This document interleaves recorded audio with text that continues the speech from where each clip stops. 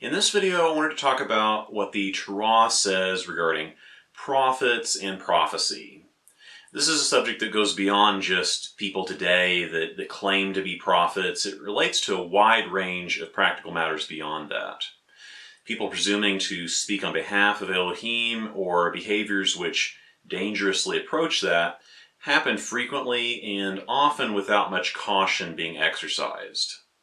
Also, it's important that we consider things which people have previously done or things which have been written about past events or people in the past that we may still be aware of today. So in this video, I'm going to talk about what the Torah says on this issue and the examples that are given in the Torah. I'm going to discuss application with regard to those sorts of experiences or types of claims or statements by other people. The first thing to address is the word prophet itself. What is a prophet? What does that mean?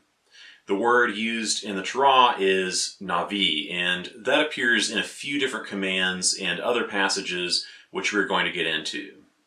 The way I see it, this refers to being a divine representative or one speaking on behalf of a divine entity.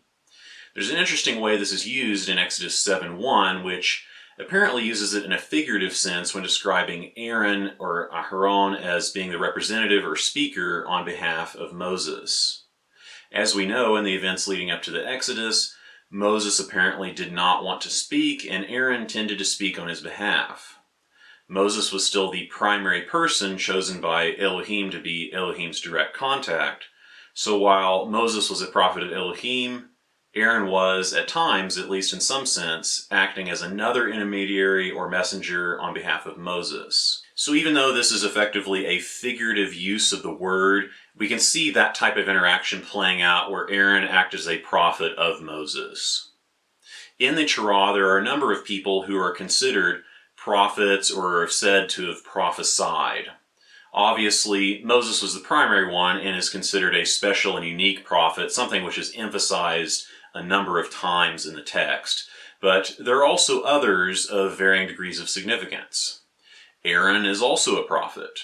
While most of the time the commands are preceded by saying that Elohim spoke to Moses, some of them actually say Moses and Aaron. And there is one in Leviticus 10 that says just Aaron.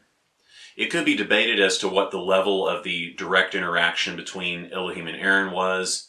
Even though the message may have been intended for just Aaron or both Moses and Aaron, Moses may have been the one that was receiving it and was just intended to relay it. However, there is an example in Exodus 4:27 where there is an apparent direct interaction where Elohim is presumably speaking directly to Aaron. In addition to that, there is the verse in Numbers 12, which is a passage we'll get into shortly, wherein he and Miriam say that both of them have received things from Elohim independently. So that leads us into the next example of a prophet in the Torah. Although the text does not discuss her in much detail, Miriam apparently received things from Elohim. She is also explicitly said to be a female prophet in Exodus 15. Other than those two mentions, though, we don't have a lot of information about what that entailed.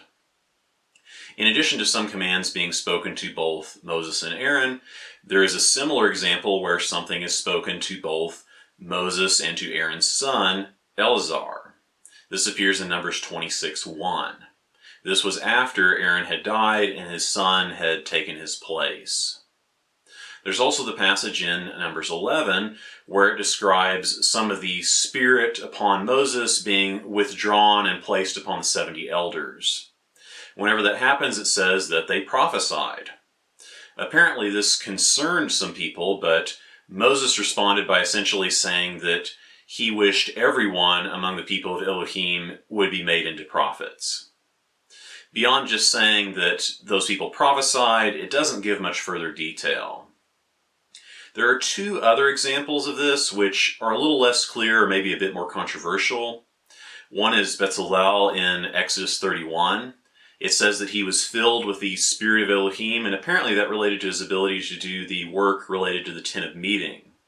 As to the extent of it, it's clear that this did not include every detail of the construction because Moses apparently had to be commanded regarding the tent of meeting and relay that to them as described elsewhere. But either way, he was given some type of divine wisdom and ability to aid in that. Does that constitute prophecy? Maybe not. It's hard to know without knowing all the details. Finally, there's also Bilam, who appears starting in Numbers 22. In my view, this is somewhat of a strange topic in the midst of the narrative of the Torah.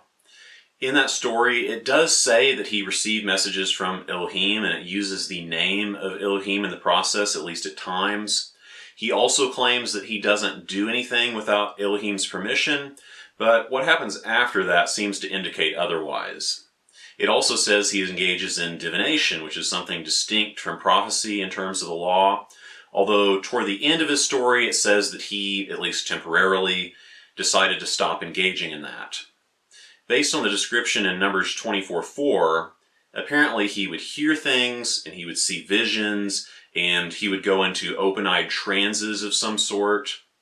Overall, though, there are a number of odd things surrounding him, not to mention that later on he was killed by the Israelites, so I don't know whether he is the best example to look to or not.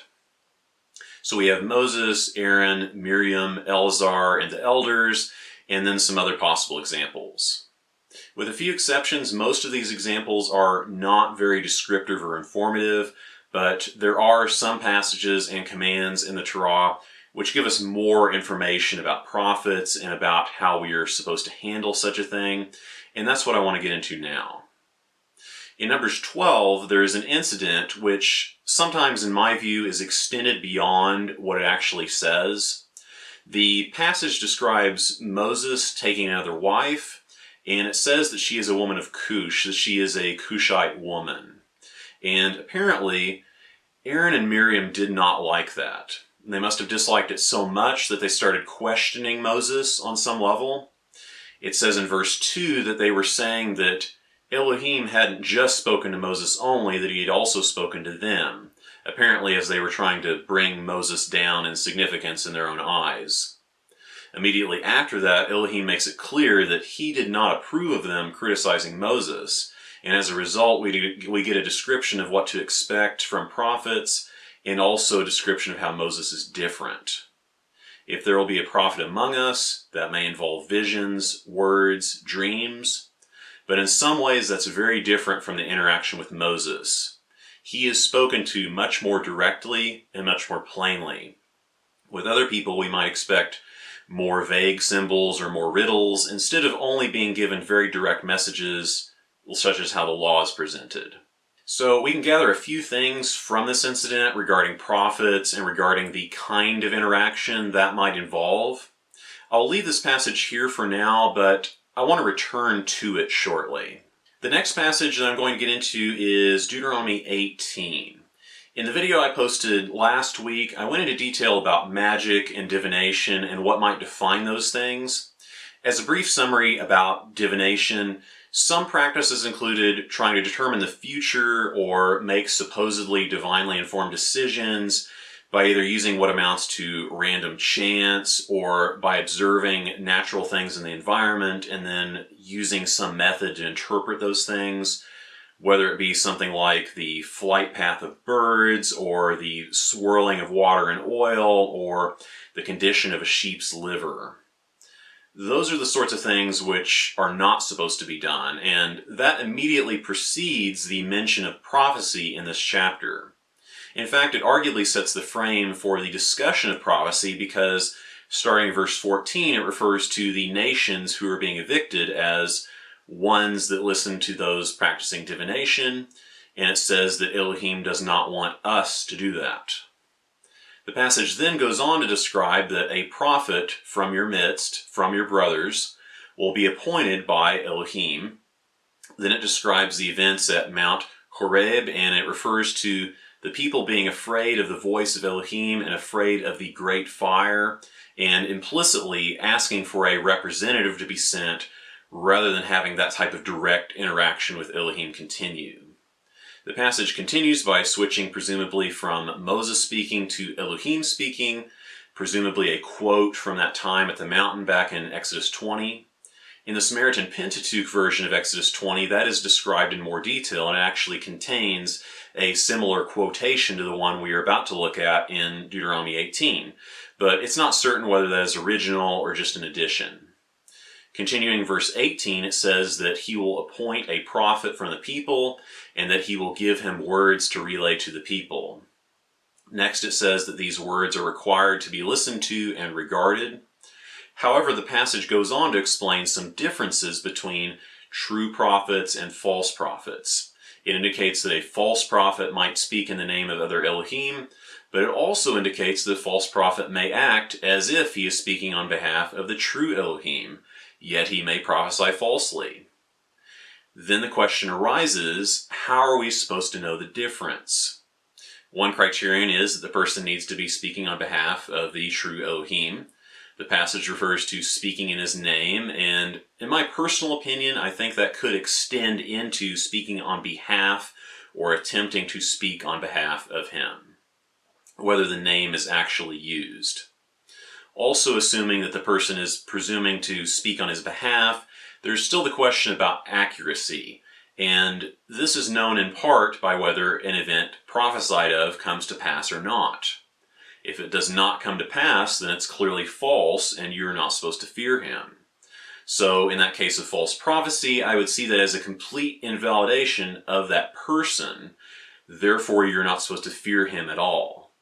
And as indicated in the passage, that would be cause for a trial and capital punishment if proven guilty. There are also some other details that relate to this in Deuteronomy 13, which we will get into soon. However, one thing that we do not see in this passage is any requirement for the prophet beyond those things as far as believing in a particular way or doing particular things.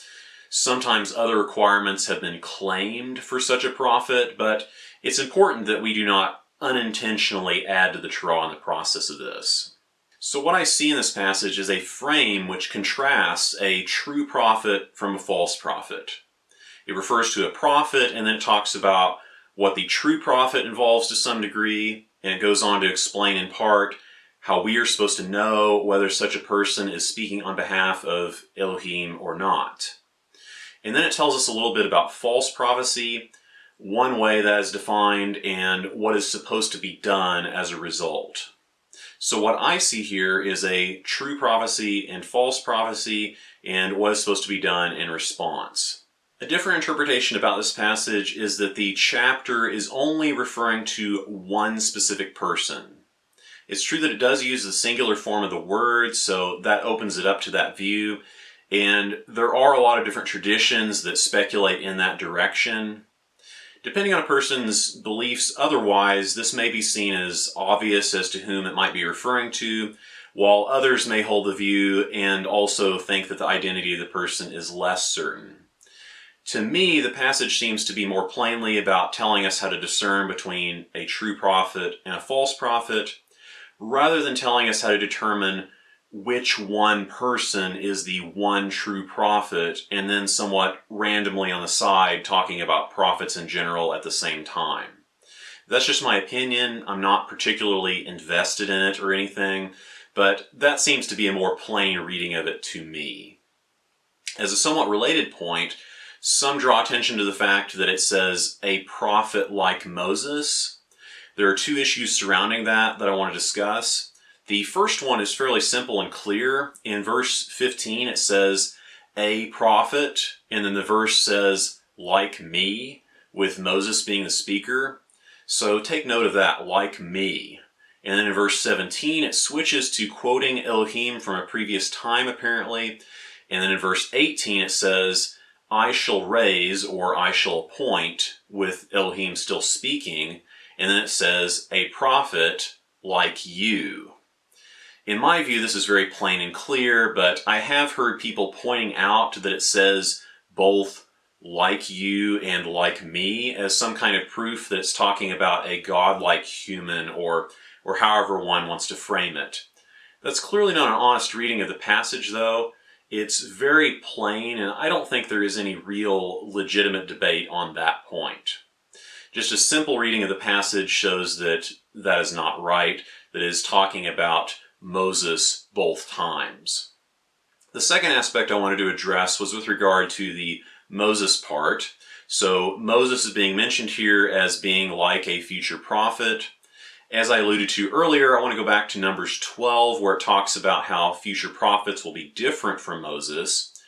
I'm sure you remember that Numbers 12 referred to prophets being spoken to in riddles and prophets not being spoken to directly, being different from what Moses experienced.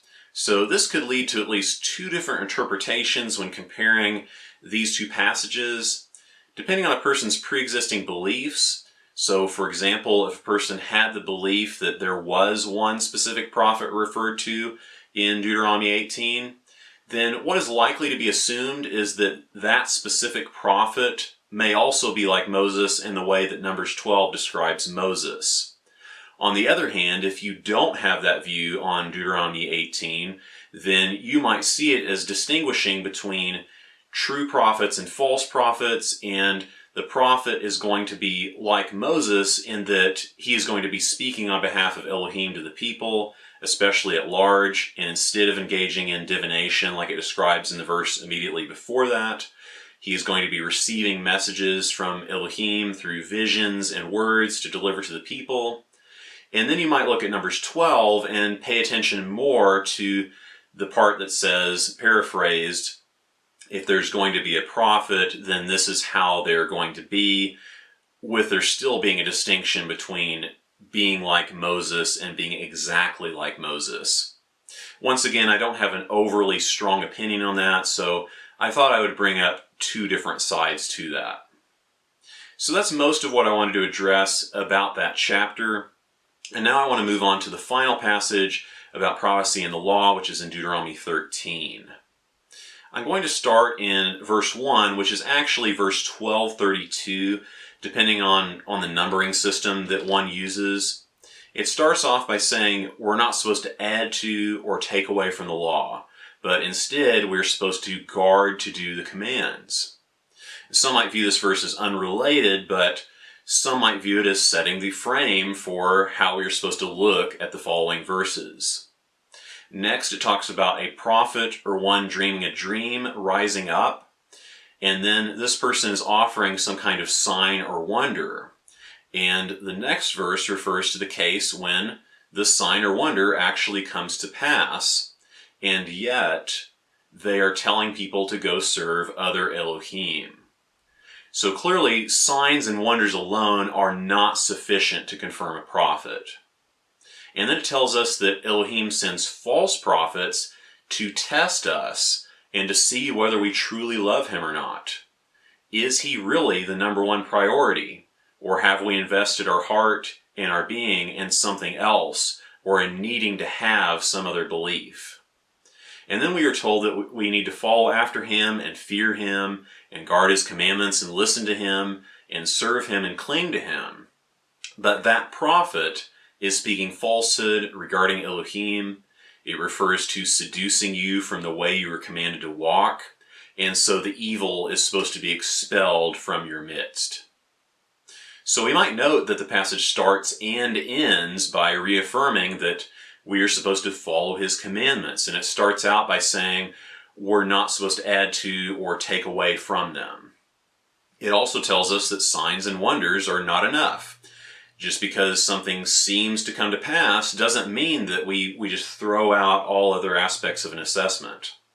We still have to make sure the rest of it is not violated in the process, and by what is said at the beginning and the end of the passage, we still have to continue following his commands and not adding to or taking away from them. There's also the fact that Elohim tests us to know whether we truly love him. Apparently that can include sending false prophets that might deceive people or might have deceived us at some point. So exercising this practice of testing prophets and evaluating prophets honestly is apparently pretty important. So at this point, having briefly covered the different passages, and of course I recommend that you go back through them and contemplate them more thoroughly and look through them later, I want to get into the discussion of application. The first issue is people engaging in prophecy and possibly related things today. depending on the mindset of a given person, sometimes people unintentionally engage in behaviors that I personally would consider prophecy, or at least dangerously close to prophecy. Sometimes people will very lightly say things about how God supposedly said something to them, or God supposedly revealed something to them, or gave them a dream, or any number of things like that. And there seems to be no thought of any consequence in the case that they made a mistake or they misinterpreted somehow. While I certainly believe that such a thing could happen legitimately, that is, a legitimate contact with Elohim in some way, and while I can entirely sympathize with a person seeking such a thing, on the other hand, we have to recognize that it is a very risky path to go down. One of the top things that I personally would warn people in general about, beyond just the need to follow the commands today, is the need to exercise caution with this whole field of presumed communication with Elohim. If a person frames such a thing explicitly as a prophecy, then people tend to emphasize skepticism more, at least when some other person is making the prophecy today. But if it's not framed as prophecy, it's more likely to go under the radar. I think there are a lot of ways where people will kind of borderline attempt to speak on behalf of Elohim and not really give it a second thought. Also, of course, there are people that will actually claim that outright, that will outwardly say they are prophets, and I've even seen some people take it so far where it seems like they're acting like the new brazen Moses that no longer has any need to be humble, apparently. In another respect, I think it should be noted that sometimes people are claimed by others to be prophets, or sometimes the writings of those people are claimed to be prophecy, even though the person themselves never claimed such a thing. Now, some of the books that are in the Tanakh or in other compilations of books, sometimes people will point to these and say that they are scripture, say they are the word of Elohim, and yet the writing itself may not imply any such thing. Now, certainly many of these books have prophecies in them, and those prophecies might be framed as prophecies, and there are many books which are primarily prophecies, but there are also a number of books that make no such claim, such as Song of Solomon, or many of the Proverbs or Psalms, as well as many other books or passages. So I think we also need to practice discernment from that angle also, that not everything is prophecy, even though it might have been considered that by others at some point in time, and not everything that a prophet says is automatically prophecy either. A prophet, even if he actually is a prophet, is not always going to be speaking in prophecy and not always relaying messages from Elohim all the time. So I think framing is important, and it's something that I think we should pay attention to. With regard to prophecy, there are some related behaviors that I have witnessed, and I thought I would share a few of them for the sake of consideration. Several years ago, I was meeting someone in a coffee shop, and a local Christian pastor was sitting immediately behind me, and apparently they were conducting a church meeting of some sort. Now, granted, I didn't hear everything that was said, nor did I try to, but they seemed to be discussing a decision that was being made for the church, and I don't remember exactly how he worded it, but he said something about how God had supposedly spoken on an issue and told them to choose a certain way. And it didn't seem like he was saying that someone had overtly made a prophecy, but it seemed that things were just going a certain way for them, and so apparently, in their view, it was as if God had answered them. I found this kind of striking about how strongly it was worded, though, and that seemed to just be the normal way for them to handle things, to overtly claim that God had said such and such just based on a personal assessment and I assume personal feeling. Another example, I used to have a friend that told me about how he was considering doing a certain thing, but he kept having this recurring dream about that issue. The dream indirectly told him that bad things would happen if he went through with his plan. And the way I remember him telling me about it, he told me that he thought it might be a message from Elohim. He didn't come out and say that that was some kind of prophecy or that Elohim had said such and such, but he just framed it as a possibility that maybe that's what it was, and therefore he decided to heed the warning, whether legitimate or not, whether from Elohim or whether from his own mind or not. Personally, I'm much more comfortable with that kind of framing, with the attitude of just framing it as a possibility instead of making a decisive claim about its presumed source. I think it's wise to exercise that level of caution and to frame it as uncertain, even when one thinks such a communication may have occurred. As a more blatant example, whenever I was first recognizing the Torah, there was this one particular individual that I met that was very helpful at the beginning. He had an initial appearance of devotion and holiness. After getting to know him for a while, he eventually revealed that he believed he was a prophet. At some point, he showed me this journal that he had where he'd been recording the things that he had supposedly received. And I looked through it and I realized that he openly admitted to falsely prophesying at one point. And when I asked him about it, he did not deny it. He seemed to accept it. Of course, as I mentioned earlier with regard to the end of Deuteronomy 18, if a person prophesies that Elohim supposedly says there's this event that's going to happen, and then that event doesn't happen, then you're not supposed to fear him. So even though I initially was hesitant to reject him, in part because he was a friend, I ended up deciding that I needed to recognize him as false, and I chose to have nothing to do with him because, among other things, he admitted to making a false prophecy. So in wrapping up these examples, I also wanted to just speak more generally about two other types of behavior. I'm aware of examples of people praying, and they will sometimes feel strongly about something while praying, and then assume that the feeling or the words that may have come to mind are necessarily messages from Elohim, whenever at times they're very clearly not, or otherwise later on it becomes clear that they were not, at least some of the time. And that's not to say that such a thing is never legitimate or never useful, but there are a lot of people that will claim that they received something from Elohim, whether they actually did or not, and will essentially presume to speak on his behalf in the process of relaying that to someone else. The other practice I wanted to mention and come back to shortly involves people who either claim outright that they are prophets or very directly or openly make prophecies.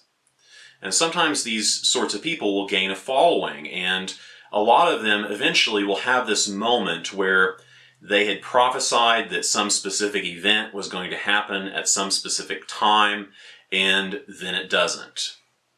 Having such an obvious false prophecy, which was made publicly like that, is certainly going to get around, and it does affect the person's credibility as a prophet, as it should. But very often the person will continue to have a following that believes in that person and that person's prophecies. While on the one hand, there are certainly people out there that are very fickle, and they will jump from one thing to another, and they never really hold any particular belief with any sort of stability. On the other hand, there are people that will take on a belief, and once they have chosen to do that, they will almost never be willing to reconsider and will refuse to accept any sort of new evidence. When it comes to a person believing in a prophet, this is a well-documented phenomenon because just because the supposed prophet makes an obvious false prophecy, in the minds of many of those followers, it does not invalidate the person. They do not see it as disqualifying the person, and there are all kinds of reasons that an individual follower might come up with for that false prophecy being okay or allegedly not being a false prophecy. Even though the prophecy itself may have been fairly direct, there's always a way to reinterpret it so it doesn't end up invalidated by a genuinely disqualifying event.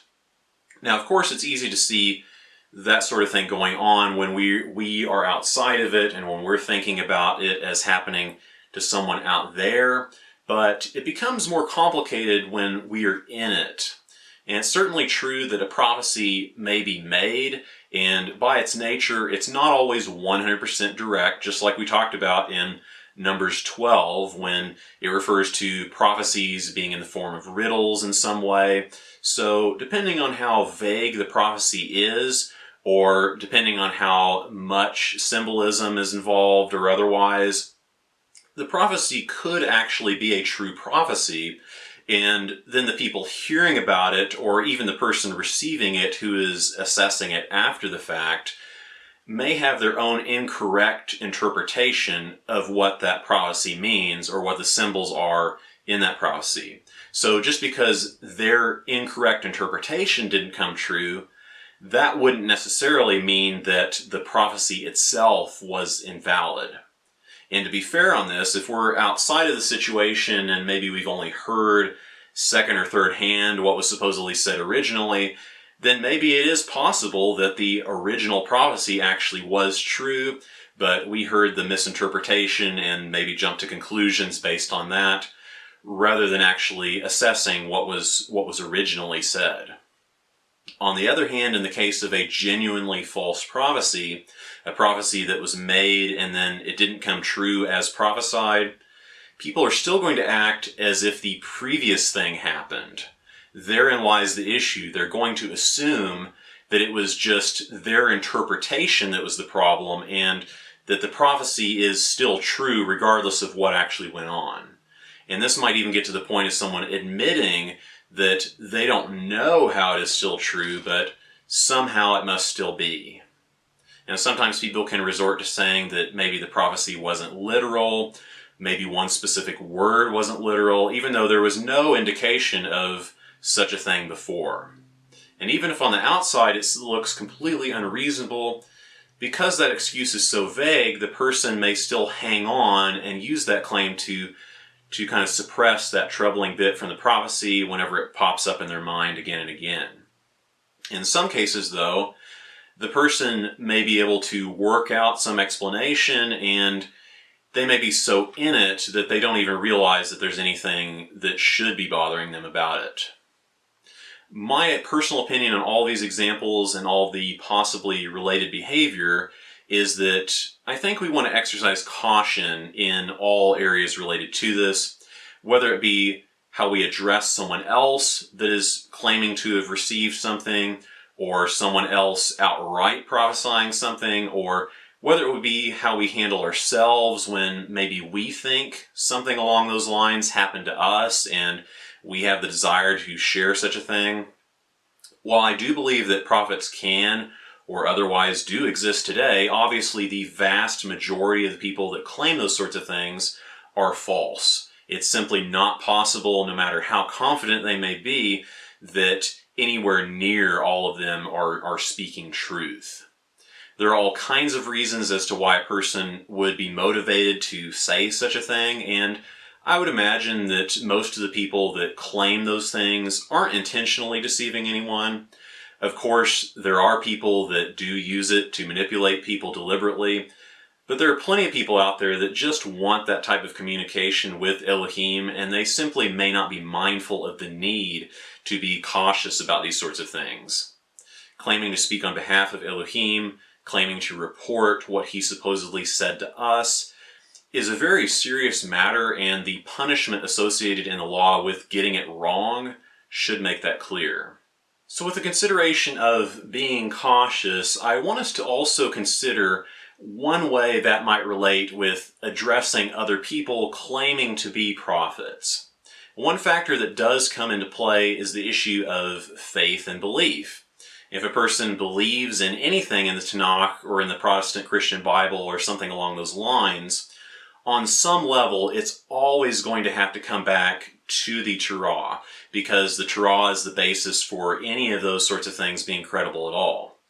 If we have such a belief in Elohim and in the Torah in some way, then we might recognize that the Torah does not obviously talk about believing or having faith in any future prophet or being tied to any particular future set of beliefs.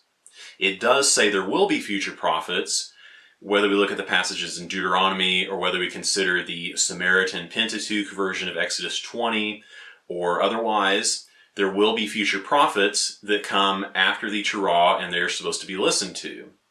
At the same time, it's clear that there will be false prophets that come after the Torah. According to Deuteronomy 13, at least some of these false prophets may be accompanied by signs and miracles. And according to that same passage, these may have been intentionally sent by Elohim to test whether we truly love him. What would be a greater test of that sort than Elohim sending these false prophets that he knows a lot of people will accept? Considering that, I want to reemphasize the caution aspect because I think that in the vast majority of cases we have become less and less cautious over time regarding the prophets that came after the Torah but were accepted by people that lived before us. While believing in the Torah is obviously a matter of faith now, in the commands that we have, we are cautioned against the presence of false prophets, and it doesn't refer to blindly accepting prophets just because someone else accepted them. So if you go back to the creation of various biblical canons, whether it be the modern Protestant Bible that the majority of people use out there, that was assembled and approved by the Westminster Confession of Faith in the 1600s, even at that time, there was disagreement in their circles about which books were supposed to be inspired. And similarly, there were different Jewish views about which books should be in what later became the Tanakh. Something worth considering about this issue is from one of the examples which I referred to earlier. I mentioned that I once knew someone that had made a written record of his alleged prophecies, and part of that record included something that looked like him prophesying of an event that had already happened.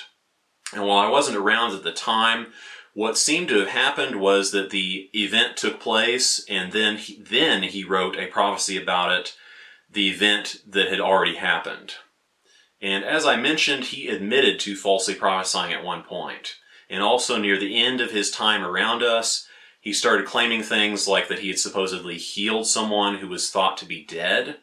So having witnessed all that kind of behavior, having witnessed those types of claims and having seen those types of things written down by him into a book that he intended to publish, it eventually got me to thinking about this issue of signs and wonders and fulfillments.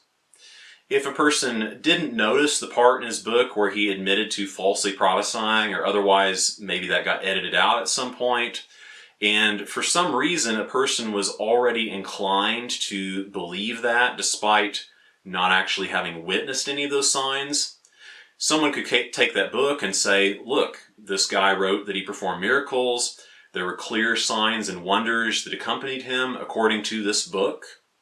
Those types of miracles like raising someone from the dead allegedly, obviously that's an undeniable sign that he was a true prophet.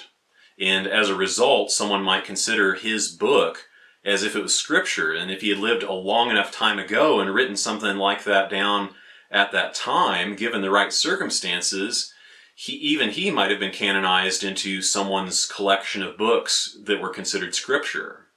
And as a result, that book could have been handed down to us in the form of a book that we have today and that people don't really question. Considering that possible course of events, considering the reality of that individual I spoke of, the reality of his book, I think we need to wonder about what it is that we consider signs and wonders and fulfillments. Related to this, I wanted to mention that there is another sort of framing issue that I see with prophets and prophecy. Obviously, we talk about things like false prophets and prophets, or otherwise false prophets and true prophets. But there doesn't seem to be a lot of consideration given beyond those two distinct categories. Most of the time people try to put an alleged prophet into one category or the other as quickly as possible. It is true that if a person is prophesying and claiming to speak on behalf of Elohim, then it's either going to be legitimate or not legitimate. Therefore, the prophet can only be a true prophet or a false prophet. But depending on the situation, we don't always know that. We can't always know. Sometimes we just don't have the information to actually make that assessment, and sometimes that information isn't even possible to obtain now. This is especially the case when we haven't had any direct contact with the person, or we have had only limited contact. So everyone, based on their own personal emotions, will likely feel like a person is probably true or probably false just as a gut reaction, even in the absence of any decisive evidence. And some people are going to automatically say that everything is false that they don't already believe in, while some others may be inclined toward the other end of things. I think it's useful to recognize when we don't actually have the information. If we were dealing with something like a murder trial, we wouldn't want to just convict someone based on feeling or otherwise in the absence of the kind of evidence that is actually required. And as we saw, the punishment in the Torah for false prophecy is similar to that of murder.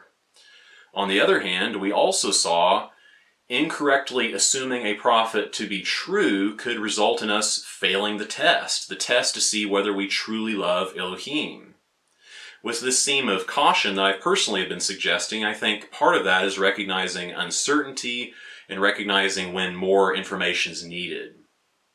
While obviously if we are accepting the Torah, there is just this element of faith with regard to Moses and Aaron, but with regard to prophets that came after them, whenever we are either inclined to accept or whether we are already accepting such a prophet, I think it's useful to think about what would invalidate that prophet. I think it's useful to figure out what we would see as decisive evidence that would prove the person as false to us. If the person is actually making prophecies that have substance to them and relate to something in the near future, there surely will be something in them that can be pinned down as something that needs to happen or something that cannot happen in order for the prophecy to be true or in order for the prophecy to be false. As mentioned, there can always be this issue of interpretation, the issue of riddles, but surely there is something that is clear enough that can be pointed to and understood as to what is predicting.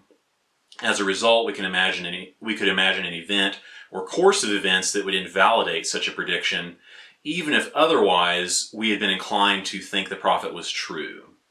If we've already made up our mind and we have no interest in actually assessing it, then we're not going to be willing to accept that.